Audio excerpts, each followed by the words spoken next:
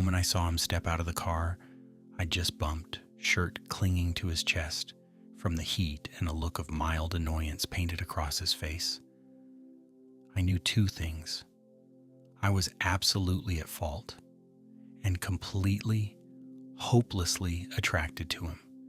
His sunglasses slid down just enough to reveal a flash of sharp, dark eyes, disarming in a way that made my stomach tighten, and not because of the accident. "I'm so sorry," I blurted, my hands already raised like I was being arrested.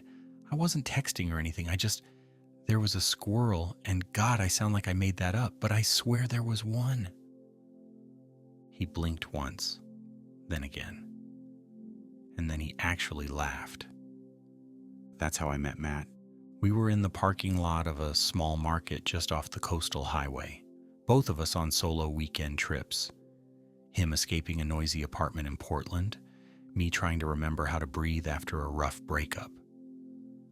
The sun was high, the day sticky with summer air, and somehow my rental car had gently kissed the back of his older silver hatchback, like it was trying to flirt.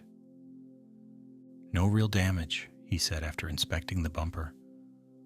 "A couple of scuffs. Honestly, I've done worse parallel parking in the city." Still, I insisted on giving him my number. "Just in case," I said, tapping it into his phone. "If anything rattles or starts leaking fluids. Your car, I mean, not you." He smirked at that, glanced up from his screen, and said, "I'll let you know if either happens." Hey, if you're here and feeling the vibe already, hit like, drop a comment, and subscribe to support these stories and help more people find them. It means the world, and it keeps us going. We stood there longer than necessary, each of us half shielding our eyes from the sun, exchanging the usual post-fender-bender chatter. But there was something different in the space between us, an unspoken spark that didn't feel like obligation or politeness. It felt like possibility. He told me his name, where he was staying, a little beachside rental just up the road. I told him mine, and that I was 2 blocks over in a cheap motel with a faulty air conditioner and questionable sheets. "Maybe I'll see you around," he said, slipping his phone into his back pocket. "You know where to find me," I replied. What I didn't expect was that later that evening, while I was standing in line at a food truck near the beach, with a lukewarm beer in hand and sand in my shoes, I'd feel a gentle tap on my shoulder and turn around to find Matt wearing a fresh shirt, tousled hair, and that same glint in his eyes. "I didn't crash into you," he said, "but I figured I'd run into you anyway." The conversation flowed easily about work.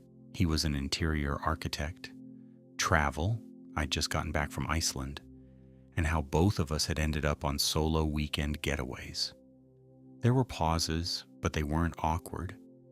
They were charged, like the breath you hold just before leaning in for something risky. "I was just heading back," he said at one point. "I've got wine, a view, a working speaker, if you're into music that isn't muffled through truckside static." It was phrased casually, almost like a dare. But the look in his eyes was steady, open, sure. I followed him home. And that's where the night really began. Matt's place was one of those beachside rentals that didn't try too hard. It didn't need to. The ocean was practically at the doorstep. The walls were washed in pale blue, and the windows breathed in golden light like they'd never known curtains. Inside, it smelled faintly of sunscreen, sea air, and something clean, linen maybe, or just him. "I like simple," he said, watching me look around. "Places that let you exhale without asking for anything in return." "Is that your design philosophy? Or your dating philosophy?" I asked before I could stop myself. He didn't flinch. He just tilted his head slightly and said, "Maybe both." That answer sat between us like a spark, daring to become fire. He poured us each a glass of red from a bottle already open on the counter, handed me one, and nodded toward the small balcony. The sun was dipping low, bleeding orange, and rose across the sky, painting the water in lazy streaks of color. I leaned against the railing, shoulder brushing his. "So," I said after a long sip, "how often does someone rear-end you and end up on your patio?" He laughed again, low and warm, like he wasn't in a rush.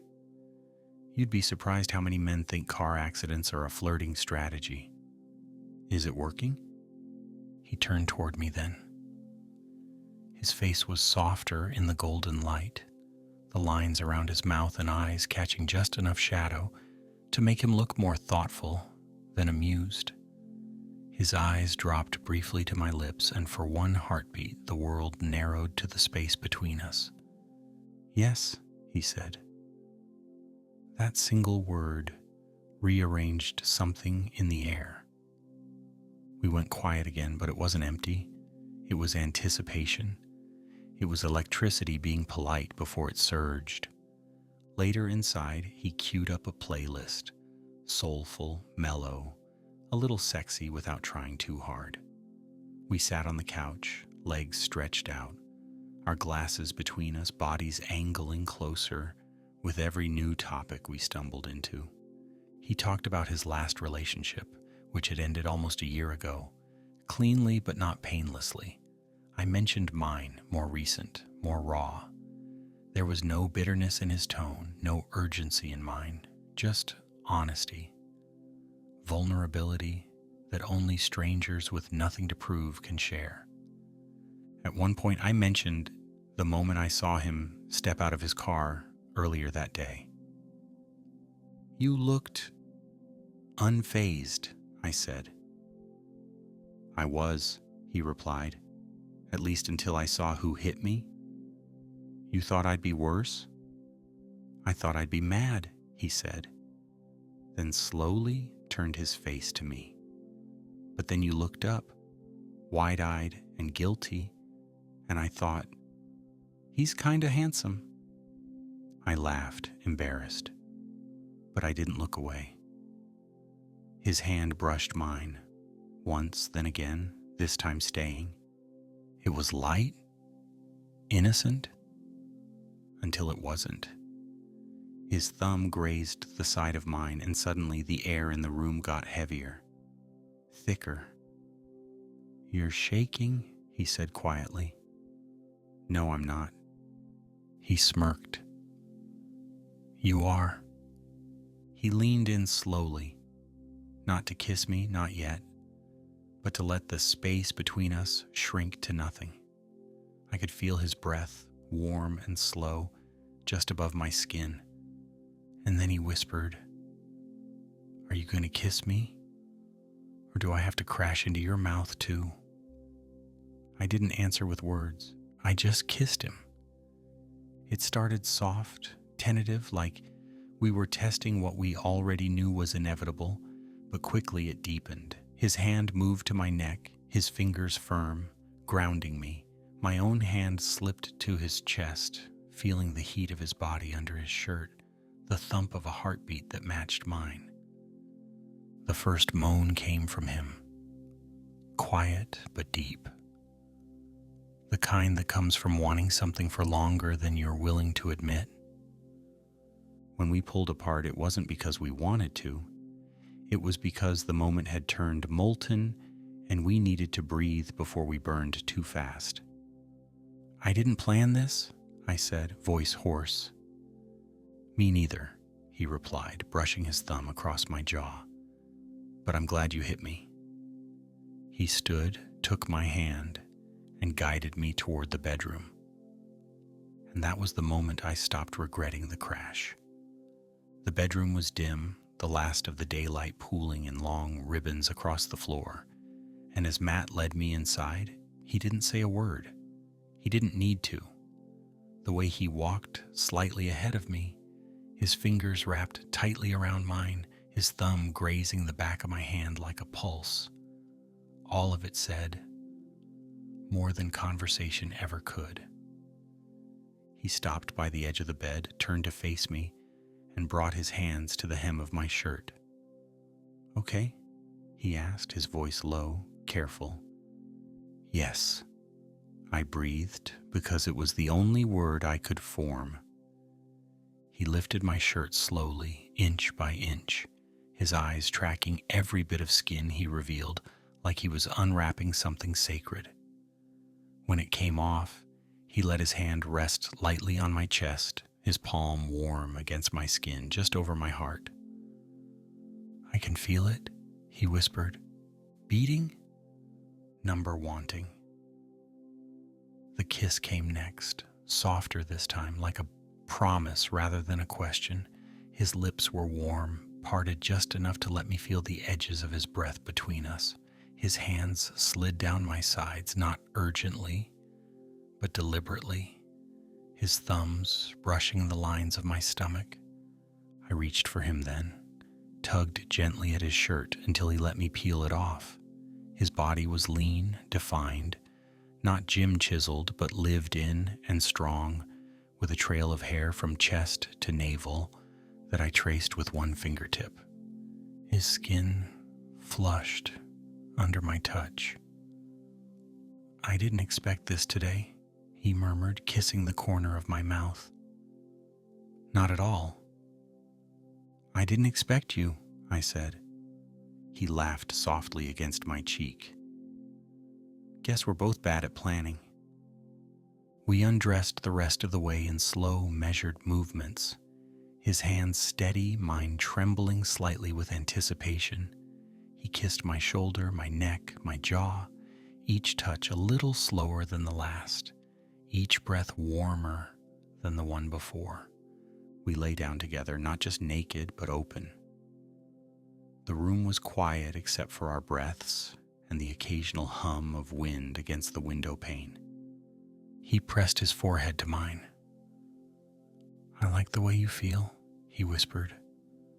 "Me too," I said, already breathless. His hands found my thighs, sliding up with intention, not groping but exploring, learning every edge and reaction. He caressed the inside slowly, stopping just shy of my groin, his eyes never leaving mine. "Tell me if anything's too much," he said. "It's not," I whispered. "It's perfect." His touch grew more intimate then, fingers teasing, hips nudging, lips finding the hollow beneath my ear. My back arched instinctively, every inch of my skin lighting up under his hands. It wasn't about rushing. It wasn't about climax. It was about contact, connection, heat. We tangled like that for what felt like hours, never in a hurry, never losing that rhythm of intention. His kisses landed in unexpected places, my ribs, my wrist, the dip of my hip, and each one made me feel more seen, more desired than I had in a long time. "I forgot what this could feel like," I whispered into his shoulder, fingertips digging lightly into his back. "Me too," he said, "but I want to remember." And later, when the tension finally tipped over into something explosive, we held each other through it, our hands clasped, our eyes locked, our hearts thundering out of sync until they slowed together. We didn't speak for a while after. We just stayed close, our bare skin damp, our breath gradually settling, the silence between us full and heavy and safe. And I realized I hadn't just rear-ended a car. I'd collided with something I hadn't even known I was looking for. The room was still warm with us, our bodies, our breath, the quiet hum of a night that had shifted something in both of us. Matt lay beside me, one hand tracing idle lines along my chest, his fingers slow, unhurried, like he wasn't quite ready to break the spell. I didn't speak right away, and neither did he. But in the soft hush between us, there was no awkwardness, only gravity, like our bodies knew something we hadn't said aloud yet. Eventually, he moved, rolled slightly toward me, and tucked his head into the space between my neck and shoulder, like it was something he'd done before, even though we'd just met. "Are you always this quiet afterward?" he asked, his voice muffled by my skin. "I don't usually have an afterward," I replied, half laughing. "Not like this." He lifted his head just enough to meet my eyes. Me neither. There was something in the way he looked at me now. Less guarded, more raw. It wasn't just post-sex daze, it was recognition. As if he'd seen something behind my eyes during all of that, the part of me I usually kept behind armor, and didn't flinch. "Do you regret not calling insurance?" I joked. His grin spread slowly, lazy and crooked. "Not even a little." We lay there for a while longer, skin to skin, hearts quieting in sync. At one point, his hand slid down to my waist again, not in a way that asked for more, just in a way that said stay.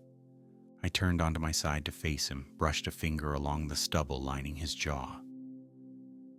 "You're different than I expected," I said. He raised an eyebrow. "How so?" "I thought you'd be the angry type. The guy who yells when someone dings his bumper." He laughed. "I probably would be. If it had been anyone else." His fingers grazed the side of my neck, then down to my collarbone, tracing the shape like he was committing it to memory. "I don't know what this is yet," he admitted, "but I don't want to pretend it didn't happen." "I wasn't planning to," I said. A beat passed. Then he asked, "Can I cook you breakfast tomorrow?" It was the kind of question that felt enormous, even if it sounded small, like he was asking if I was willing to stay, to be here in the morning, to let this night turn into something real. "Yes," I said, "but only if it involves bacon." He smiled, and it landed somewhere soft inside me. "Always." He pulled the sheet up around us then, kissed my shoulder, and let his head rest there again. Outside, the wind had picked up. The night stretched on, steady and calm. I thought I'd feel awkward. I thought I'd want to leave. But instead, I felt home with a man I'd met because I hadn't been looking, because fate or something like it had forced our paths to crash. And somehow it felt exactly right. The morning light spilled across Matt's bedroom like it had been waiting for us, golden and easy, touching the edges of the sheets and warming the hardwood floor. I woke slowly, my body still heavy with the softness of sleep. And for a moment, I forgot where I was. Then I felt it. His hand draped across my waist, fingers resting just above my hip, his chest pressed against my back, his breath warm against the nape of my neck. I didn't move right away. I didn't want to break the spell. "Are you awake?" he murmured behind me, voice rough and low, laced with sleep. "I am now," I whispered. His hand tightened slightly, not possessively, just a silent check-in. "Still glad you didn't file a claim?" I teased, not turning around. "Best accident I've ever been in," he replied. I rolled over slowly, and we were face to face, close enough for our noses to almost touch. His eyes were sleepy but soft, that same grounded expression I'd seen the night before, still flickering behind his gaze. "You hungry?" he asked. I could eat, he smiled. That's good. Because I wasn't bluffing about breakfast? He pulled on a pair of pajama pants, tossed me a t-shirt that looked like it had been worn in all the right ways, and led me into the kitchen. It was open and sunlit, plants by the window, cast iron pans on the rack above the stove. The space felt lived in, comfortable, like the kind of kitchen that held late-night conversations and slow Sunday mornings. He made pancakes, flipping them one-handed with the kind of ease that made me watch him more than the food. I leaned against the counter, sipping coffee from a mug he handed me without asking how I took it. He got it right. Black, no sugar. You cook for all your fender benders? I asked. He smirked as he slid a stack of pancakes onto 2 plates. Only the ones who look at me like you are right now. I blushed, then looked away quickly, which only made him grin more. We ate at the small table by the window. Every now and then, our knees touched, and neither of us pulled away. I meant what I said last night, he said suddenly, about not pretending it didn't happen. I meant it too. There was a pause. Not uncomfortable, just full. I don't do this often, he said. Wake up with someone still here. Me neither. Another silence, then his foot nudged mine under the table. You free later? He asked. I think so, I replied. Depends if I get rear-ended again.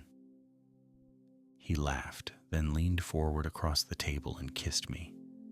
It was a soft kiss, not charged like the night before, not rushed or ravenous, just warm, assured, like he was staking a quiet claim on this new thing between us. When he pulled back, he looked into my eyes. Let's not let this be a one-off. It already isn't, I said, without even thinking. And that's when I realized I wasn't just reacting to the moment anymore. I was hoping for the next one. The rest of that day passed with an almost surreal ease, like we'd stepped into a softer timeline where things just clicked. After breakfast, I helped him rinse the dishes. It wasn't even about being helpful. It just felt natural to move around the kitchen beside him, our elbows occasionally brushing, our glances saying more than our words. He played music, something acoustic and low, and at one point he reached over and gently turned my wrist mid-drying to dance with me for a few seconds, soap suds still clinging to his fingers. It was ridiculous and kind of perfect. We didn't talk about the night too much, not directly, but the silence between us wasn't avoidance. It was acknowledgement, as if naming it would somehow shrink it, so we just let it exist in the room like a warm echo. By late afternoon, I'd gone home to change, shower, and try to process everything that had happened in less than 24 hours. 1 minute I'd been rear-ending a stranger's car, and now I couldn't stop picturing the slope of his back as he leaned over the stove, flipping pancakes in nothing but drawstring pants. I thought maybe I'd feel nervous. Maybe I'd talk myself out of seeing him again so soon. But when I looked at my phone and saw his name pop up with a simple, "Dinner at my place tonight? Something grilled, something slow?" I replied, "Be there in an hour." Something soft, something warm. When I arrived, the scent of rosemary and charred citrus hung in the air like a welcome. He greeted me with a kiss before I'd even closed the door. Not a wild kiss, just confident, familiar, his palm resting flat on my chest like he was grounding himself in me again. Dinner was outside on his small patio, under strings of warm lights that swayed in the late evening breeze. He poured us both wine. The glasses were mismatched. I liked that. Still can't believe I met you by literally smashing into your life, I said as we clinked glasses.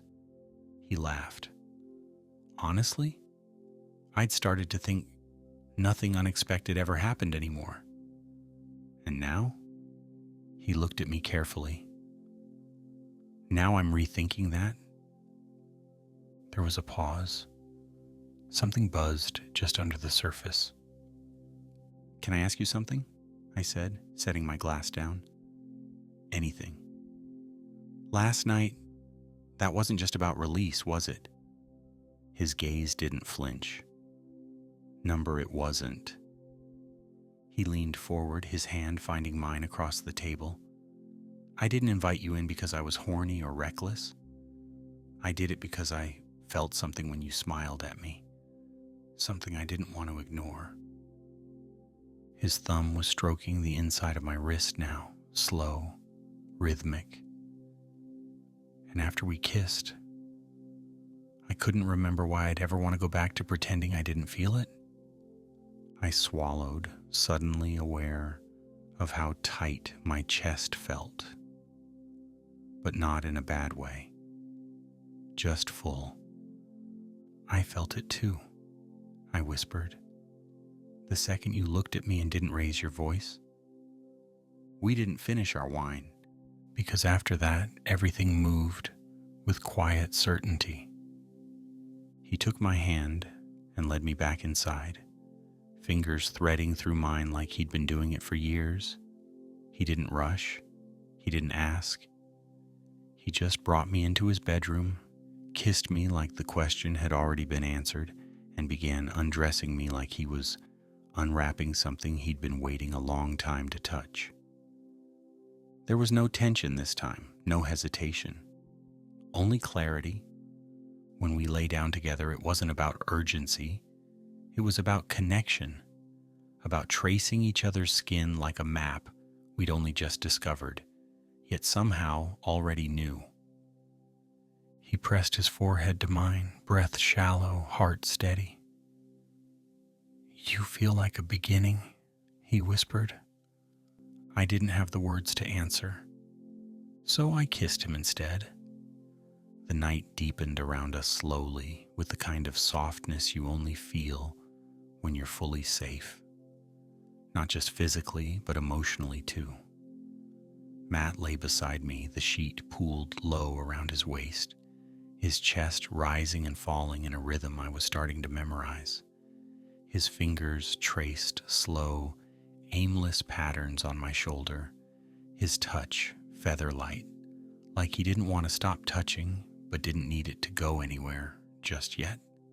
We hadn't said much since falling into bed again after dinner, after kisses that tasted like rosemary and wine, after long minutes of just being pressed against each other, hands on hips, foreheads resting together, lips brushing. It hadn't been about urgency this time. It had been about presence, about taking our time. "You keep looking at me like I'm going to disappear," he murmured. I turned toward him, propping myself up on one elbow. I didn't think today would end this way. With you. Here. "Me neither," he said. "And yet here we are. Post-crash. Post-everything."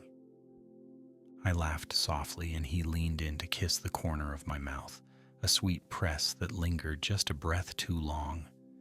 Then he pulled back and looked at me, really looked, with those steady eyes that never seemed to miss anything. "Can I ask something?" he said. "Sure." "Was there a part of you, back at the accident, that hoped it would turn into something?" I blinked. Honestly, Number, I was trying to figure out if I'd ruined your whole day. He grinned. "You did, in the best possible way." We kissed again, slower now. His hand moved down my side, slipping under the sheet, over the dip of my hip, and around to rest just above my thigh. It wasn't overtly sexual, it was grounding, like his touch had become a language of its own. "I don't usually do this," he whispered against my skin. "Invite strange men Into your house? After a fender bender? Exactly. And I don't usually fall asleep in a man's arms the same night I meet him. He leaned up, his chest brushing mine. Guess we're both breaking patterns tonight.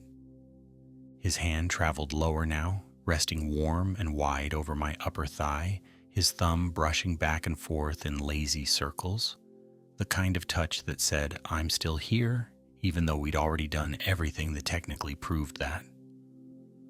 I felt my body respond, heat rising again between us, but it wasn't a race to the next release.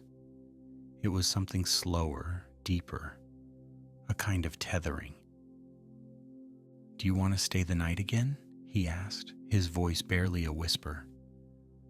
I wasn't planning to leave, I said. The corner of his mouth tugged up, but his eyes softened. Good. He pulled me closer then, and our bodies fit together like they had done this for years, not hours. There was something about the silence between us that felt different now, not awkward, not uncertain, but shared. He kissed the curve of my shoulder and murmured, There's something about you. I can't quite explain it. You don't have to, I whispered, eyes closing. I feel it too. And in the quiet that followed, I knew this was more than just a story to laugh about later. It wasn't just a wild night sparked by a dented bumper. It was the kind of unexpected moment that people rarely talk about but always remember. The kind that changes the direction of things without asking for permission. As we drifted off, tangled and warm beneath his sheets, his hand never left my thigh. Not once. The sun was barely up when I stirred, but even through closed eyes I could feel it. Warm light stretching across the hardwood floor, the hush of early morning wrapping around us like a second blanket. Matt was still asleep beside me, one arm slung across my waist, his breath soft against the back of my neck. I didn't move, not right away, because something about that exact moment, the quiet, the closeness, the faint scent of him in the pillow, felt like a checkpoint in a story that had just begun. Not an ending, not even a pause. Just one of those scenes that stamps itself into memory, without fanfare, just presence. Eventually I rolled over slowly, careful not to wake him, and studied his face in the morning light. He looked softer in sleep, a little younger, the crease between his brows smoothed out, his lips parted slightly, his lashes ridiculously long for a man who never mentioned them. I couldn't help it. I reached up and brushed my fingertips along his jaw. He stirred, blinked once, then smiled. Hey, he said, voice scratchy with sleep. Hey, I whispered. For a moment we just lay there, staring at each other like we'd forgotten the rest of the world existed. I was afraid it would all feel different in the morning, I said. Does it? He asked, brows rising just slightly. I shook my head. Feels better. Feel real. He nodded, then leaned in and kissed me, slow, unhurried, lips warm and barely parted. You hungry? He murmured against my mouth. For food? I teased. He grinned. That too. We made breakfast in our boxers, laughing over burned toast and a broken yolk, moving around the kitchen like we'd done it 100 times. No awkwardness, no questions that needed answers just yet. Just easy presence. While the coffee brewed, he leaned against the counter and asked, So what happens next? I looked at him, heart steady, breath easy. Well, I'll probably go get my car assessed. And then I was thinking, maybe dinner? Here? He asked. Wherever you want. He smirked. I vote here. I have a theory you cook better than you crash. I'll take that. There was a pause then, and something shifted behind his eyes. Not doubt, just depth. "You sure about this?" he asked quietly. "Not just caught up in the moment?" I stepped closer, placing my hand flat on his chest, feeling the beat of his heart against my palm. "I was caught up last night," I said. "Now I'm just choosing you." His breath hitched slightly, and for a man who seemed so steady, it was the most vulnerable thing I'd seen from him yet. "I like how you say that," he whispered, "like it's simple." "Because it is," I said. "Right now, it is." He kissed me again, deeper this time, and I felt his arms wrap around me fully, not just for warmth, for grounding, for keeping. We spent most of that day together, no plans, no expectations, just small things. Grocery shopping, a long walk through his neighborhood, fingers brushing together like teenagers learning how to touch for the first time. By sunset, I was back in his bed, not because it was convenient, because it felt like the only place I wanted to be. And that night, when we curled under the covers again, limbs tangled, skin still tingling from hours of slow foreplay and shared laughter, he turned to me and said, "I still don't know how you rear-ended me and somehow stole my heart in the same damn day." I smiled against his shoulder, kissed the space just above his collarbone, and whispered, "Some collisions are meant to happen."